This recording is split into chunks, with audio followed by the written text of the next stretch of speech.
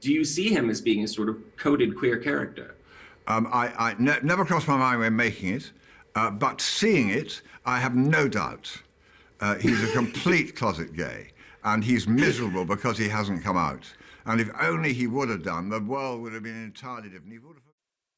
Kramer states that, quote, media are often the means by which others make sense of cultural identity. But what happens when an entire identity, an entire community's representation in the media, is suppressed? In the 1915 Supreme Court case Mutual Film Corporation versus Industrial Commission of Ohio, the court ruled that motion pictures were a business, not an art, and therefore films were not protected under the First Amendment. This ruling was later overturned, but while in effect it paved the way for possible censorship laws. And so, the Motion Picture Producers and Distributors of America was formed. The goal was to self-regulate the film industry by creating a code which filmmakers would follow in order to, quote, ensure the absence of offensive material and prevent government interference in filmmaking. This code would come to be known as the Hays Code.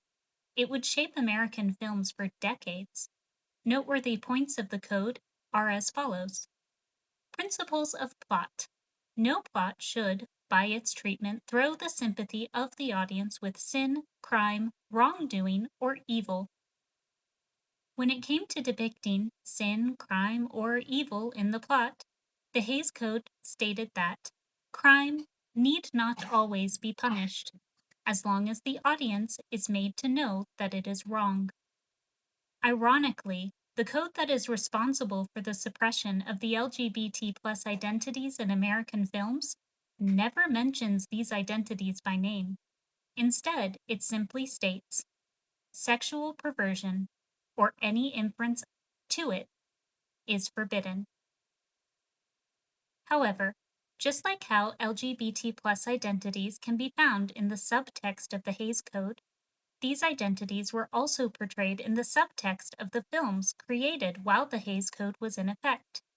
The practice of hiding these characters in plain sight, of hinting at their identities without confirming their identities, is called queer coding.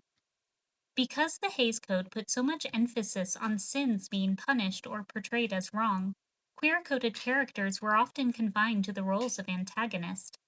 However, queer-coded characters were more than just villains that met their demise. They were quiet acts of protest. A code that didn't even have the decency to acknowledge the community it was trying to suppress was responsible for creating a trope in film that we still see to this day. Effeminate male villains, cold and emotionally unavailable spinsters, animated queens illustrated with harsh lines and sharp angles used to highlight their masculine traits. Whether intentional or not, filmmakers still queer code their villains. Queer coding often relies on stereotypes, and a modern audience might wonder how.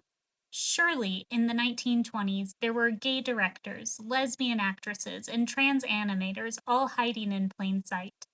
How could they be fine creating media that portrayed their community in a negative light? While we may never know all of their stories, Harvey Fierstein's quote comes to mind. I like the sissy. Is it used in negative ways? Yeah, but my view has always been visibility at any cost. I'd rather have negative than nothing. That's just my particular view.